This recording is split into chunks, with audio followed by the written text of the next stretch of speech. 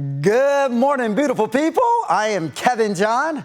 We finally made it. High school football is officially back. And even though it was hotter than 4 jalapenos doing the Cupid Shuffle yesterday, that didn't prevent dozens of teams battling throughout the Sac Joaquin section. And we're going to get this party started with our ABC 10 Game of the Week. Matt George was in Orangeville for this game, and he brings us more now. Good evening from Casa Roble High School, the site for our first ABC 10 Game of the Week this season, but it features a familiar matchup. For the 5th year in a row, the Placer-Hillman and Casa Roble Rams meet in Week 1. All I can say is, it's about time. Finally, our patience has paid off and football is here. The energy was palpable at Casa Roble High School tonight, not just from the home crowd led by the Rams varsity cheer team, but from the opposing student section as well. This is Placer, baby! And this is the goal line! Those Hillmen sure know how to travel in style. Over the last 4 seasons, Placer and Casa Roble has clashed on opening week, with the home team winning every single time. And early on, it looked like that trend would continue as the Rams came out as if they were shot out of a cannon. Early first quarter, senior quarterback Aiden Lopez flips it to fellow senior Jalen Barcenas, who turns the corner and hops into the end zone for Casa Roble's first touchdown of 2025.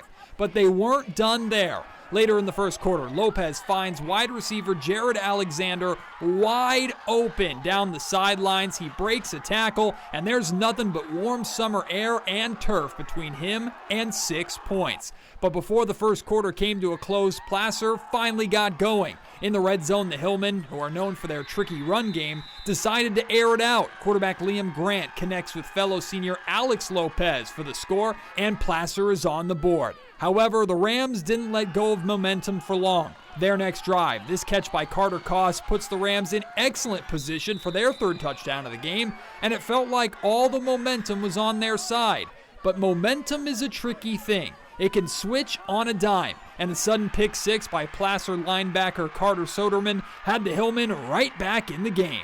Now, believe it or not, this game is still going on. It kicked off late because of the heat. Last checked, Casa Roble had a 1-score lead in the 4th quarter. Stay tuned to ABC10.com for the final score. All right, the good news, the game is still not going on this morning. If it were, that'd be the longest game of all time. Casa Roble went on to win this one 46-30. Congratulations to the Rams. Well, if you ask me, the biggest game of the night, at least on paper, took place at Rockland High School as the Thunder welcomed in the Turlock Bulldogs. Now, this was a matchup of 2 of the top 10 teams in the section, but my goodness, Rockland made those Bulldogs look like Chihuahuas. Let's get you out to Rockland High School. It's always a vibe there for Friday night football. The band getting funky with it. The Turlock Bulldogs making the 100-mile trip from the 209 to be there. We'll pick this one up in the 3rd quarter and just sit back, relax, and enjoy the Reeve Sloan show. He somehow evades a tackler there, throws it nearly 40 yards down the field to Josiah Andrews, who has a nice catch and run. Reeve Sloan, you are unreal, dude. Now, later on the drive, check out this run by Damian Pataloglu. Damian goes up the gut, and mama, there goes that man. 22 yards to the house. Yeah, Damian ain't no joke. That put the Rockland up 28-0. This game, all Thunder. The Rockland, they go on to pound Turlock 35-7. Next, we're heading to elk-grove, where we have a matchup of 2 of the top 20 teams in the section. The Monterey Trail Mustangs hosting the Inderkum Tigers of Natomas. We'll pick this one up in the 1st quarter. Monterey Trail ball. Odie Jefferson is going to take the pitch. And just like the Jeffersons, he's moving on up. Well, for a nice game before he's pushed out of bounds by Kevin Teeter. Now, later on the drive, look at this fake right here. It was so good, it faked out the cameraman. Well, that was me.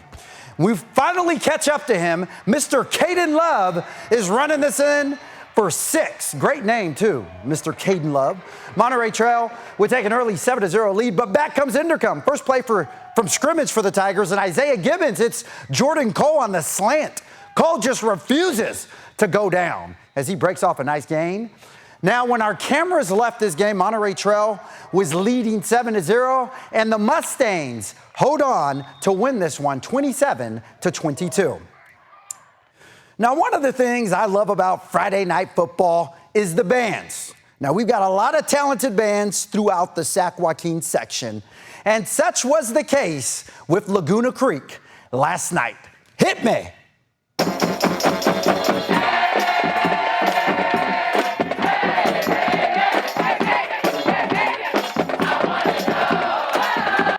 Sing it. Will you be my girl? Do, do, do, do. All right. Well, if they don't get you ready for football, I'm not sure what will. And look at the Laguna Creek student section. They are lit, literally. The Laguna Creek Cardinals hosting the Vista del Lago Eagles out of Folsom. We're going to pick this up in the second quarter. Laguna Creek ball. Jaden Debs going deep. And like a good neighbor, Kean Smith is there for the touchdown. Oh-wee. That put the Cardinals on the board. But back come the Eagles. Ensuing drive for Vista del Lago. Jackson Cromwell takes the handoff and watch him carry a bunch of Cardinals on his back. That's a mean run. Yeah, Jackson drinks milk. Same drive for the Eagles. Jacoby Moore throws a dart into the chest of Kyle Cromwell. Kyle gets spun around. You spin me round right, baby. Anyway, he eggs off for the touchdown. Go ahead, Kyle. That will be the equalizer. Now, this game would go the distance, and Vista del Lago hangs on to get the win. Final score, 35-22. All right, we are going to keep this show going. I am not tired yet. Now, the Wood Creek Timberwolves are led by a new head coach this season, so everyone is wondering, what will Wood Creek look like this year? Well, according to what we saw last night, they look pretty darn good. Let's get you out to Roseville. The Timberwolves always show up and show out. Jesuit making their way from Carmichael to battle Wood Creek. All right, we're going to pick this one up in the first quarter. Jesuit ball. The pitch to Jeremiah Brandon is fumbled. Max Nearison picks it up, and he has nothing but green grass in front of him. Mad Max takes that to the house for a Timberwolves touchdown. All right, now let's head to the second quarter. Jesuit would answer right back. Teddy Rios going to the air. Look at the beautiful fade ball to Rocco Lucetti for the touchdown. Right into your living room, folks. That got the Marauders on the board. But you know you can't hold a Timberwolf down for long.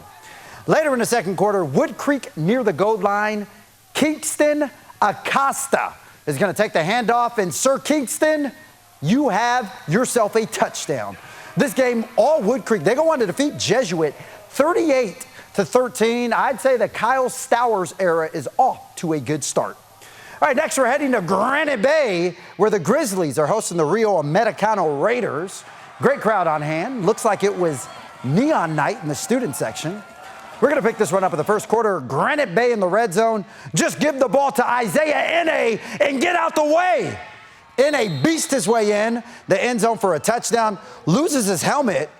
But look at that hair right there. I'm telling you, get that man an endorsement deal with Head and Shoulders immediately. That gives the Grizzlies an early lead. And how about that Grizzly defense? Don't believe me, just watch. Rio Americano going to the air, but it's picked up by Darnell Turner. Turner says, look, I don't know what you guys have planned for tonight, but I have reservations for 6. He takes that back to the house. We call that a good old-fashioned pick 6. All right, now it's the second quarter. It's Isaiah Ine again. To all the kids out there who want to learn how to run like a running back, watch this dude run. My goodness, Isaiah Ine, you don't want to make him mad. He's in for another touchdown. Granite Bay goes on to win this one 45-17. All right, next we're heading to Fair Oaks, where the Bella Vista Broncos welcome in the Oakmont Vikings out of Roseville. We're going to pick this one up in the first quarter. Bella Vista ball. Devon Norwood is going to take the handoff. And watch Devon, he just plunges in for the touchdown. But see, back comes Oakmont. Those Vikings said, we ain't going out like no punk on this night. They're going to go to their air game, too. Elijah Stevens is going to drop a dime on Malachi Alexander for the touchdown.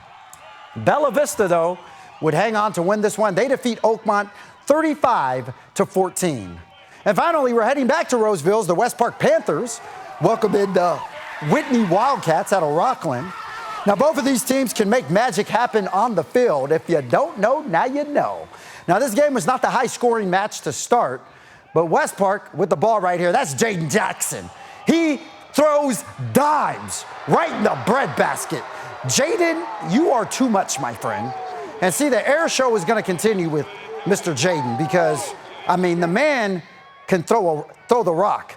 One more time right here, he's going deep, and like a good neighbor, number 3 there again. I mean, they are a better duo than Batman and Robin, than Peanut Butter and Jelly, than Ren and Stimpy. Anyway, this was a pretty good game, but West Park, in the end, would win a defensive battle. The final score there, 17-13. Also, I want to remind you guys, for all the Friday night football highlights, be sure to check out the ABC 10 Plus TV streaming app. The app is free to download to your TV.